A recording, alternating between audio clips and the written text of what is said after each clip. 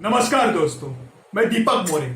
आप सभी का hash middle class lives matter के 12वें वीडियो में स्वागत करता हूं। दोस्तों,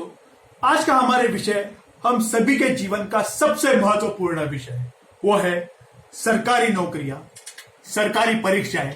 जैसे यूपीएससी, एमपीएससी, एसएससी और उनसे जुड़ी कठिनाइयां और मिडिल क्लास समाज को इन सबके बीच में आने वाली परेशानियां। दोस्तों, भारत जैसे देशों में जहां नौकरी की बात आती है वहां सरकारी नौकरी को आज भी ज्यादा महत्व रहता है। मध्यम वर्गीय लोगों में सरकारी नौकरी पाना कुछ ज्यादा महत्वपूर्ण माना जाता है। सरकारी नौकरी पाने के लिए केंद्र सरकार पुरस्कृत यूपीएससी, एसएससी और राज्य सरकार पुरस्कृत एमपीएससी या जिसको एसपीएससी कहते हैं वह देने पड़ते हैं। पर 1990 के बाद सरकारी नौकरियां मिलना मानो मिडिल क्लास लोगों के लिए मुश्किल सा कर दिया। अंग्रेजों के वक्त से जो सिविल सर्विस परीक्षाएं हुआ करती थी उसको 1947 के बाद थोड़ा बहुत बदल के वैसे ही रखा, परंतु वो परीक्षाएं और सरकारी पदों में नौकरी देते समय एक विशिष्ट क्षेत्र के लोग, विशिष्ट राजनीतिक पक्ष से जुड़े समुदाय के लोग और 1990 के बाद तो एक विशिष्ट डिग्री हासिल करने वाले लोगों को व्यवसायिकता के नाम पे नौकरियां और परीक्षाएं आसान करके मिलने लगी और इन सब में निम्न मध्यम वर्गीय आदमी सिर्फ सरकारी नौकरी पाने की हिम्मत खोके सबने देखता रह गया। पहले हम परीक्षाओं के ऊपर बात करते हैं। यूपीएससी हो या एसपीएससी, इन दोनों में 1990 के बाद ज्यादा से ज्यादा इंजीनियर, डॉक्टर जैसे डिग्री वाले लोग आने लगे। मजे की बात यह है कि यह लोग दो डिग्रियां लेने वाले लोग 1990 के बाद इसलिए ज्यादा भर्ती होने लगे क्योंकि भारत सरकार ने अपने संघ राज्यों के साथ मिलकर इन 2 डिग्री वालों को आसान जाए ऐसा मल्टीपल चॉइस क्वेश्चन वाली परीक्षा एंट्रेंस स्तर पर शुरू की, जिसका असर बीए, बीकॉम, बीएससी देने वाले मध्यम वर्गीय और गरीब बच्चों के ऊपर गिरने लगा और आज 2020 में 0.05% इतने बच्चे ही सरकारी नौकरियों में आने लगे। हालांकि मिडिल क्लास घर से डॉक्टर, इंजीनियर बच्चे जो सिविल सर्विस में जा रहे हैं उनमें से कईयों के पालक सरकारी नौकरी में होने के वजह से उन्हें आसानी से सरकारी नौकरियों के बारे में ना सिर्फ पता चलता है पर वो भर्ती भी अच्छे से हो जाती है।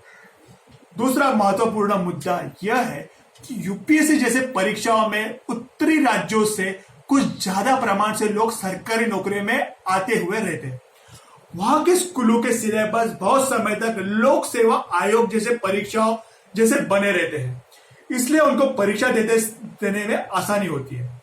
और अन्य राज्य सरकारों के सिलेबस और परीक्षा पद्धति अलग होने के वजह से उत्तरी राज्यों के लोग ज्यादा भर्ती होते हुए दिखते हैं। तीसरा महत्वपूर्ण विषय है जानकारी मिलना। बहुत समय इस पीएससी में उस राज्य की सरकारी नौकरियां प्रथम उस राज्य के राजकीय पक्षों के खास लोगों को, उसके बाद जिनके पालक सरकारी नौकरी में है उनके बच्चों को और बची कुछ 0.01% सामान्य जन को मिलती है। हालांकि इन सब में बीए, बीकॉम, बीएससी वाले बच्चे कम और इंजीनियर, डॉक्टर बच्चे ज्यादा दिखते हैं क्योंकि यहाँ आधे बच्चे मल्टीपल चॉइस क्वेश्चन के पेपर में फेल हो जाते हैं। सरकारी नौकरियां पाने के लिए जो परीक्षा पद्धति है वो 1990 के पहले रिटर्न और इंटरव्यू इतनी हुआ करती थी, जिसमें मध्यम वर्ग के पास हुए बीए, बीकॉम, बीएससी दिए हुए बच्चे आसानी से आया करते थे क्योंकि यह परीक्षा पद्धति उनको बचपन से पता थी और स्कूलों और यूनिवर्सिटी में वह पेपर वैसे ही दिया करते थे। परंतु 1990 के बाद इंजीनियर, डॉक्टर को भी चांस मिले, इसलिए पूरी परीक्षा पद्धति को बदल के सब घोड़े 12% के हिसाब से multiple choice question entrance exam में रखी और बड़ी आसानी से बीए, बीकॉम, बीएससी वाले इस परीक्षा में ना आए ऐसा कोई षड्यंत्र बनाया। केंद्र सरकार ने अब मिडिल क्लास लोगों के लिए और उनके बच्चे सिविल सर्विस एग्जाम देना चाहते हैं उनके लिए संघ राज्य पद्धति से यूपीएससी के सेंटर हर राज्य में करें, जिससे हर वक्त दिल्ली न जाना पड़े और नियंत्रण राज्य के यूपीएससी सेंटर खुद करें। बीए, बीकॉम, बीएससी वाले बच्चों के लिए पेपर पैटर्न अलग बनाए ताकि अपनी काबिलियत पर आगे आए और भारतीय संविधान के आर्टिकल 21 का सम्मान बना रहे। इंजीनियर और डॉक्टर करने के बाद सिविल सर्विस में आने वाले बच्चों को उनके प्रोफेशन में नौकरियां प्रदान करने का काम पहले करे ताकि बाकी बच्चों के ऊपर अन्याय ना हो। मल्टीपल चॉइस क्वेश्चन को बीए, बीकॉम, बीएससी वाले बच्चों के लिए ना रखे और भारत के सारे राज्यों का एक साथ नेतृत्व बना रखे, इसका ख्याल रखिए। एसपीएससी में अगर कोई भी सरकारी अधिकारी के बच्चे सरकारी सेवा में आए तो उसकी जांच पड़ताल करें और सामान्य मध्यम वर्गीय बच्चों को ज्यादा चांस दे या फिर विशिष्ट आरक्षण बनाए जिससे उनके ऊपर अन्याय ना हो। केंद्र और राज्य सरकारों ने इन सब के लोगों के ऊपर प्रेशर ग्रुप करके राज्य और डिस्ट्रिक्ट लेवल में निष्पक्ष कमेटी बनाए जो इस सब की छानबीन करे और इनकी रिपोर्ट आने के बाद ही सरकारी नौकरी विशिष्ट कैंडिडेट को मिले, ऐसा ना सिर्फ कानून बनाए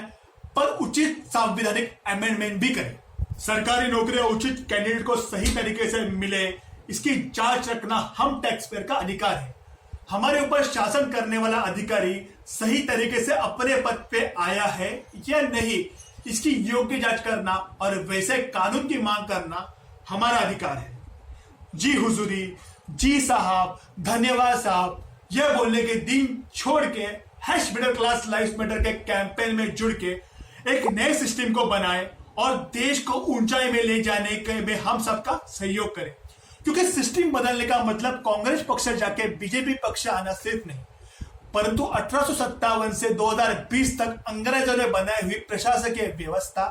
और न्याय प्रशासकीय व्यवस्था बदलना भी होता है। जय हिंद।